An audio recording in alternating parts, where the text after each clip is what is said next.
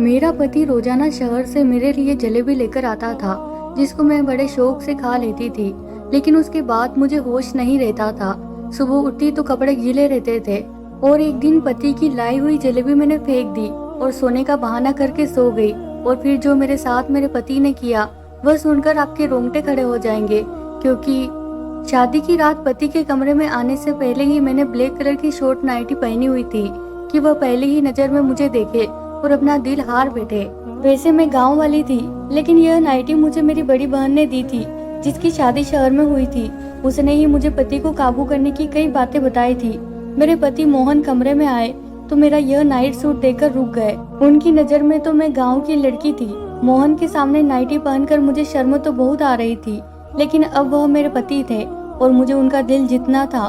मैंने हमेशा शादी को लेकर बहुत सपने बुने थे और आज की रात का ना जाने कितनी बार सोचा था। मिलन की घड़ी जब सामने आई तो मेरा दिल बुरी तरह धड़क रहा था। मोहन मेरे करीब आए और मोहब्बत से मेरा हाथ थाम के कहने लगे कि तुम बहुत ही सुंदर हो। मोहन की यह शब्द ने मुझे नई जिंदगी दे दी थी और मैं खुद को हवाओं में महसूस कर रही थी। मोहन ने अपनी जेब में हाथ डाला तो मुझे लगा कि वह मुझे मुंह दिखाए का गिफ्ट देंगे, लेकिन मोहन ने जेब से हाथ निकाला तो मैं हैरान रह गई। उनके हाथ में जलेबी का थैला था और मोहन ने खुद ही वह थैला खोला और कहने लगे कि शादी की रात सबसे पहले मैं तुम्हें अपने हाथ से ही मीठा खिलाऊंगा। मोहन की बात सुनकर मेरे होठों पर मुस्कुराहट आ गई। कह रहे थे कि मेरे लिए खासकर शहर से जलेबी बनवा कर लाए हैं। मोहन ने मोहब्बत भरे अंदाज से वह जलेबी मेरे मुंह में डाली तो मैंने भी खुशी खुशी खा ली। वह बहुत ही स्वादिष्ट थी। मोहन मेरी आंखों में आंखें डालकर मुझसे मोहब्बत भरी बातें करने लगे और मैं ना जाने कैसे नींद में खोने लगी। थोड़ी देर बाद मुझे कुछ होश ही न रहा। सुबह के वक्त मेरी आंख खुली तो घड़ी में पूरे 10 बज रहे थे। मेरे कपड़े गीले थे। मैं हैरान थी कि इस रात के इंतजार में मैंने एक एक पल गिन कर गुजारा था। उस रात में मैं सो कैसे गई। फिर मुझे मोहन का ख्याल आया। न जाने वह मेरे बारे में क्या सोच रहे होंगे। कपड़े कैसे गीले हुए थे। मोहन कमरे में नहीं थे। मैंने तुरंत ही अपने कपड़े बदले और नहा धोकर तैयार हो गई। मैं अपने बालों को सुलझा रही थी कि तभी मोहन कमरे में आए। उनका मूड बहुत ज्यादा बिगड़ा हुआ था। कोई बात नहीं की। मैंने उनसे बात करने की कोशिश की तो पूरी तरह गुस्सा हो चुके थे और यह बात मेरे लिए बर्दाश्त से बाहर था। मैंने सोच लिया था कि किसी न किसी तरह मैं मोहन को मना कर रहूंगी। मोहन के जाने के बाद सास मेरे कमरे में आई तो मेरी आंखों से आंसू देखकर हैरानी से पूछने लगी कि क्या हुआ बहू। मैंने उन्हें बता दिया कि मैंने मोहन को नाराज कर दिया है। वो कहने लगी कि मैं अभी मोहन से बात करती हूँ, लेकिन मैंने हाथ पकड़कर अपनी सास को रोक लिया। उनसे कहा कि वह मोहन से कोई बात ना करे, वरना हमसे वो नाराज हो जाएंगे। मेरी बात सुनकर वह खामोश हो गई और बोली, छोटी छोटी बातों को दिल पर ना लगाओ। कुछ दिन मोहन के साथ रहोगी तो तुम उसकी आदत को अच्छी तरह समझ जाओगी। मैं उनकी बात सुनकर खुश हो गई थी। मैं अपने माँ बाप की लाडली होने के साथ साथ अपनी सास की भी बहुत लाडली थी। हालांकि बचपन से ही ख्वाहिश थी कि मेरी शादी उनके बेटे मोहन से हो। और जैसे ही मैं 15 साल की हुई थी तो वह मुझसे मिलने के लिए आई थी और आते जाते मेरा मुंह मीठा करवा कर चली जाती। मैं बहुत खुश थी क्योंकि वह मुझसे बहुत प्यार करती थी और इसीलिए मेरे माँ बाप को भी इस रिश्ते पर कोई एतराज नहीं था। मोहन की शहर में अच्छी नौकरी थी। वह सुबह सवेरे शहर को निकल जाता और रात को ही घर लौटता। उसकी कमाई से ही मेरी सास ने गाँव में एक बड़ा सा घर बनवा लिया था। बहुत सालों से मेरी और मोहन की मुलाकात नहीं हुई थी क्योंकि वह ज्यादा वक्त शहर में गुजारता था। घर लौटता तो हमारे गांव आने का उसके पास वक्त भी नहीं रहता था। लेकिन रिश्ता होने के बावजूद भी हमारे गांव मुझसे मिलने के लिए नहीं आया। इसी बात को लेकर मेरे दिल में अजीब सवाल उठने लगे थे। एक दिन मैंने अपनी सास से पूछा, क्योंकि मेरी सास मेरी माँ की सहेली थी तो मैं उनसे बिल्कुल शर्माती नहीं थी। एक दिन वह मिलने के लिए हमारे गाँव आई तो मैंने बातों बातों में यह पूछ लिया कि मोहन हमारे गाँव क्यों नहीं आते। मेरी माँ के कान में यह बात पड़ी तो मम्मी ने मुझे एक थप्पड़ मारा और बोली, तुम्हें कहने में शर्म नहीं आती। अपने होने वाले पति के बारे में ऐसी बातें पूछते हैं।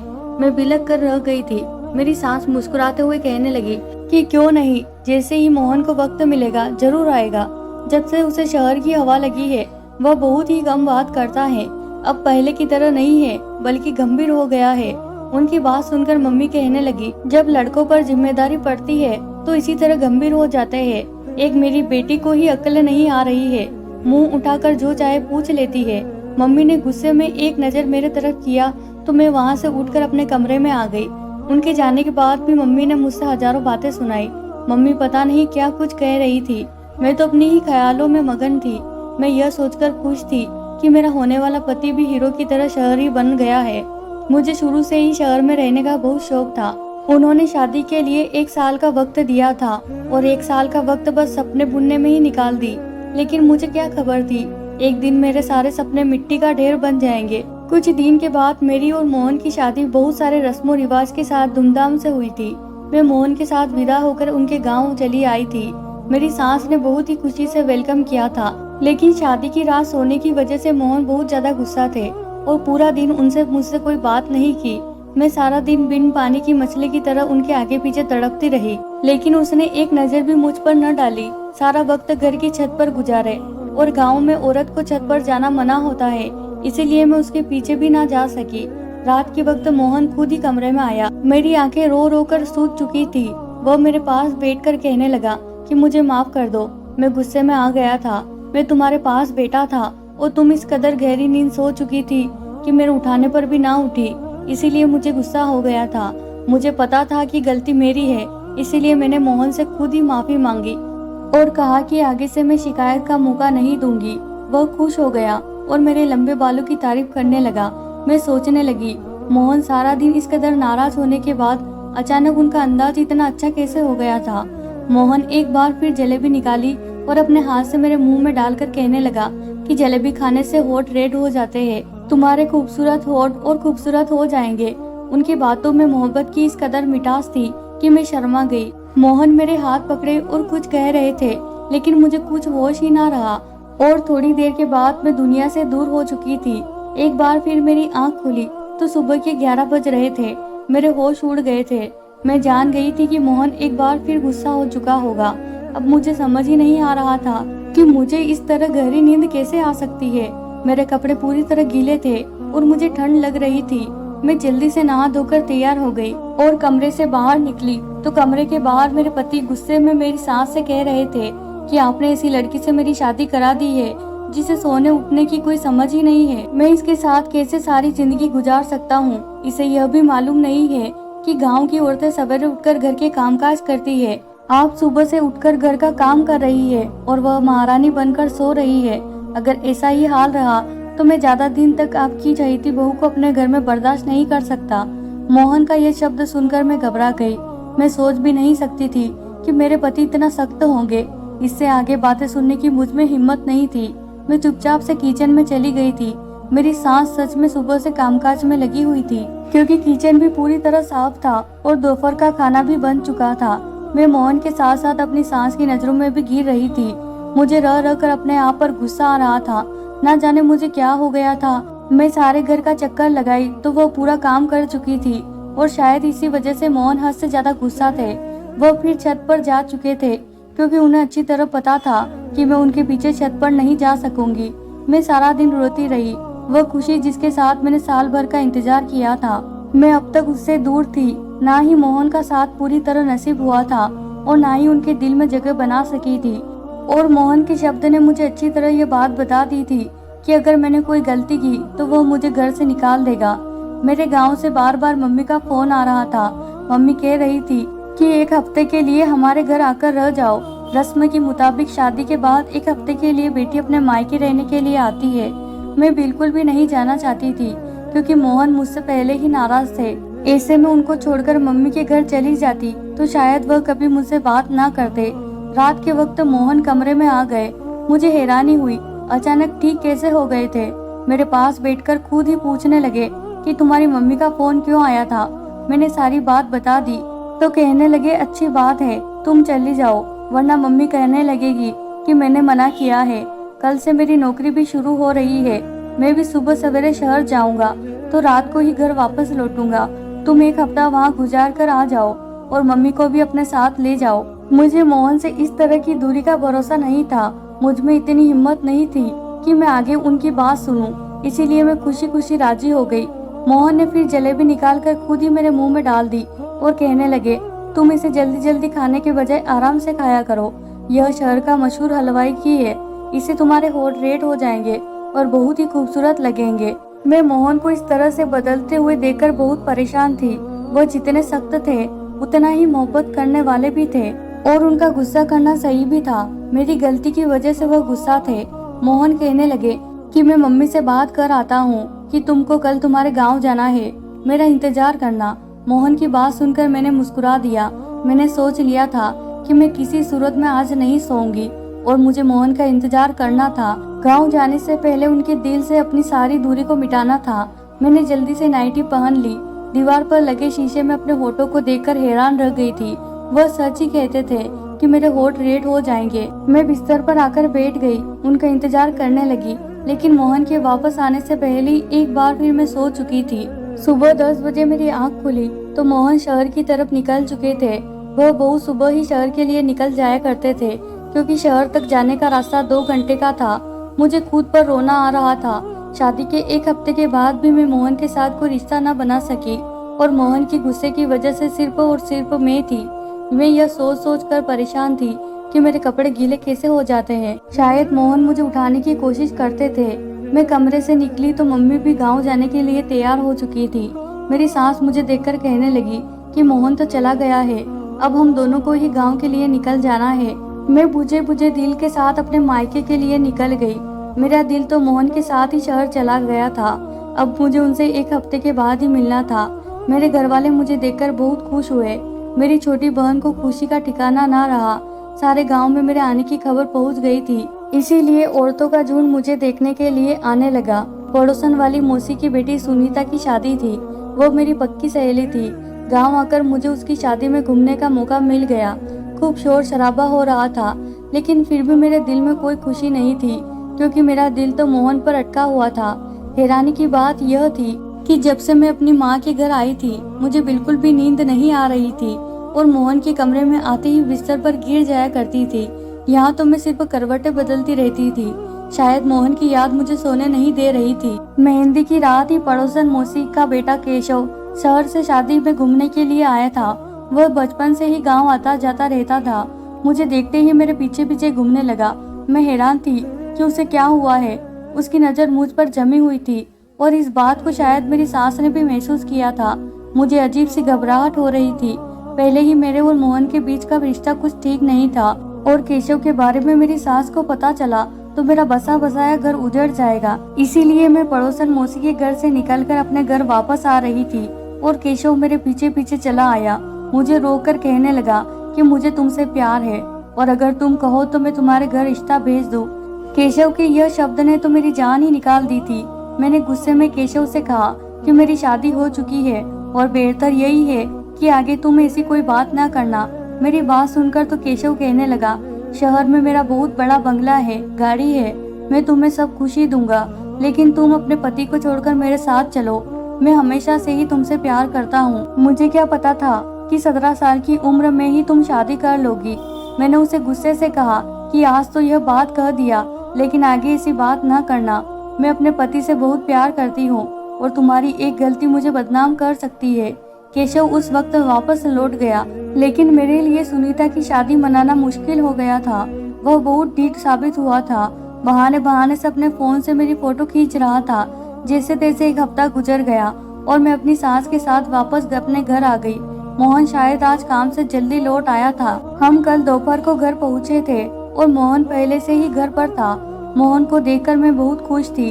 अपना सामान रखने के लिए कमरे में गई तो मोहन अपनी मम्मी से मिलने के लिए उनके कमरे में चला गया। मैंने सोचा कि मैं भी कुछ देर मोहन और मम्मी जी के साथ बैठ जाती हूँ, फिर घर के कामकाज करूँगी। इसीलिए सामान रखकर दोबारा उनके कमरे की तरफ आई तो मेरी सास के शब्दों ने मुझे हैरान कर दिया। मैं सोच भी नहीं सकती थी कि मेरा घर उजाड़ने वाली कोई और नहीं बल्कि मेरी अपनी सास है। वह गुस्से में मोहन से कह रही थी कि मैंने जाते वक्त तुझे कह दिया था कि हमारे वापस आने तक डिवोर्स का कागज बनवा लेना, लेकिन तुझे कुछ होश नहीं। मैंने खुद अपनी आंखों से देखा है कि तेरी पत्नी कितनी गलत है, लेकिन तू तो आंखों में पट्टी बांध रखी है। मोहन कह रहा था कि माँ, मेरे लिए उसे छोड़ना मुमकिन नहीं है। वो मेरी पत्नी है, मैं उसे प्यार करता हूँ। उसमें 1000 गलती सही है, लेकिन मैं उसे कभी जिंदगी से अलग नहीं कर सकता। मोहन मेरी मोहब्बत की बातें कर रहे थे और मेरी सास बुराइयों में मगन थी। मुझे समझ नहीं आ रहा था कि ये सब क्या हो रहा है। मेरी सास मुझे इतनी चाव से ब्याह कर लाई थी तो मुझे डिवोर्स क्यों दिलवाना चाहती थी, और मोहन जो मुझे बहुत ही सख्त लगते थे, वह कितनी प्यार से बातें कर रहे थे और मेरी खातिर अपनी माँ से लड़ रहे थे। मेरा दिल पूरी तरह उलझ चुका था। रात जब मोहन कमरे में आए तो मेरा बिल्कुल भी जलेबी खाने का दिल नहीं था। मैंने जलेबी का थैला उनके हाथ से ले लिया। जबकि मम्मी उनको किसी काम से आवाज देने लगी तो वह कमरे से निकलकर चले गए। मैंने चुपके से थैले को एक कोने में छुपा कर रख दिया कि मुझे नींद नहीं आएगी, और मैंने आंखें बंद की थी। जब मोहन कमरे में वापस आए तो मेरी जान निकल गई। जो कुछ मैंने देखा मुझे अपनी आंखों पर यकीन नहीं हुआ। मोहन ने जग भर कर पानी मेरे ऊपर डाल दिया था। मैं आंखें नहीं खोली। आज मैं दूध का दूध और पानी का पानी करना चाहती थी। मोहन किसी को आवाज देकर कहने लगे कि अंदर आ जाओ, यह पूरी तरह बेहोश हो चुकी है। थोड़ी देर में एक खूबसूरत लड़की मेरे कमरे में चली आई। वो मेरी बिस्तर पर मोहन के साथ बैठ गई और वह दोनों जिस तरह एक साथ थे, मेरी जान निकल गई। इससे ज्यादा मुझे बर्दाश्त की हिम्मत नहीं थी। ठंडे पानी से मेरा शरीर कांप रहा था। मैं उठकर बैठ गई। मुझे जागता देखकर उन दोनों की आंखें हैरत से फटी की फटी रह गई। मैंने मोहन की तरफ घूर कर देखा। उस वक्त मैं इतना गुस्से में थी कि मुझे मोहन से डर भी नहीं लग रहा था। मैंने मोहन से कहा कि मुझे सच सच बताओ, यह लड़की कौन है? जलेबी में ऐसा क्या था जो मैं अपनी होश खो बैठती थी? तुमने यह सब क्यों किया है और मुझे इतना बड़ा धोखा क्यों दे रहे हो? मैं सवाल पर सवाल पूछती चली गई और मेरे अंदर एक तूफान उठा था। मोहन सर झुकाए कहने लगा कि यह लड़की उनकी पत्नी है और उससे शादी करके 2 दिन पहले ही गांव में आए थे। वह कभी मुझसे शादी नहीं करना चाहते थे, लेकिन उनकी मम्मी ने जबरदस्ती उनका रिश्ता मुझसे तय कर दिया था। पत्नी का नाम सुनकर मेरे पैरों तले से जमीन निकल गई।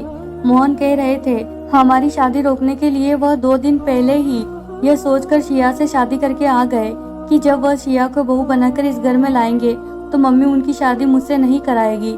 लेकिन उनकी मम्मी ने उनकी एक ना सुनी और उन्होंने मोहन पर दबाव डाला कि वह सिया को तलाक दे दे। मोहन सिया को छत वाले कमरे में रख दिए क्योंकि गांव में औरतों को छत पर जाना मना था। इसीलिए मोहन को यकीन था कि मैं कभी उनके पीछे छत पर नहीं जाऊंगी।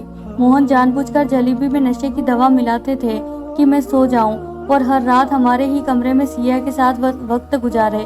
सिया शादी से पहले शहर में नौकरी करती थी, इसीलिए मम्मी को लगता था कि सिया इज्जतदार नहीं है और इसीलिए मम्मी बार बार कहती थी कि मैं सिया को डिवोर्स दे दूं। सिया मेरी पहला प्यार है। मोहन कह रहे थे कि मम्मी ने आत्महत्या करने की धमकी दी थी, इसीलिए मोहन ने मुझे अपनाया है। मोहन सिया को किसी हालत में नहीं छोड़ सकता और इस बात का मुझे भरोसा था। मोहन ने मुझे सारा सच बता दिया था, जिसे सुनकर मेरे पास कहने के लिए कुछ नहीं बचा था। मैं जान गई थी कि मेरी सास उस दिन सिया और मोहन की डिवोर्स की बात कर रही थी, जिसे सुनकर मैंने गलत मतलब निकाल लिया था। मेरी बर्बादी के पीछे सिर्फ मोहन का हाथ नहीं था, बल्कि मेरी सास का हाथ भी था, जिन्होंने यह जानते बूझते कि उनके बेटे ने अपनी पसंद से शादी कर रखी है, जबरदस्ती उसके साथ मेरी दूसरी शादी करवा दी। मैंने मोहन के साथ जिंदगी को लेकर कई सपने देखे थे। ऐसे इंसान के साथ मैं कभी जिंदगी नहीं बिता सकती थी जो किसी और से इस कदर मोहब्बत करता था। उसकी खातिर मुझे नशे वाली जलेबी तक खिला सकता था। मैंने अपना सामान बांध लिया और अपनी सास को नमस्ते कहकर अपने गांव के लिए निकल गई। मेरी सास ने बहुत कोशिश की कि वह बार बार मुझे यकीन दिला रही थी कि मोहन सिया को छोड़ देगा और मेरा हो जाएगा, लेकिन मैं कभी ऐसे इंसान के साथ गुजारा नहीं कर सकती थी जो मुझे मोहब्बत नहीं दे सकता था। मैंने अपने माँ बाप से कहकर मोहन से डिवोर्स ले लिया था। मैं अपने माँ बाप की लाडो रानी थी। वह मुझे खुद ही किसी ऐसी आग में झोंकना नहीं चाहते थे। पड़ोसन मौसी की वजह से केशव को खबर मिल गई थी कि मैं अब एक बार अकेली हो गई हूँ, इसीलिए केशव अपने घर वालों को भेजकर मुझे अपनाने की बात की थी। मैं अभी शादी नहीं करना चाहती थी, इसीलिए मैंने साफ साफ इनकार कर दिया। मुझे अब आगे पढ़ना था और अपने पैरों पर खड़ा होना था। मेरी पढ़ाई के साथ ही मेरी पेपर भी खत्म हो गई थी। मैंने उसको दोबारा शुरू कर दिया था। हर शादी कामयाब हो ये जरूरी नहीं है, लेकिन एक नाकाम शादी का मतलब यह नहीं है कि इंसान नाकाम होता है। अपनी शादी की नाकामी के बाद मैं बहुत ज्यादा कामयाब हो गई थी। पढ़ाई के मैदान में मैं झंडे गाड़ कर अपने गांव का नाम पूरे जिले में रोशन कर दिया था। तो प्यारे दोस्तों, ये थी हमारी आज की कहानी। मैं उम्मीद करती हूँ आपको कहानी अच्छी लगी होगी। कहानी अच्छी लगे तो वीडियो को जरूर लाइक, सब्सक्राइब और शेयर करें। धन्यवाद दोस्तों।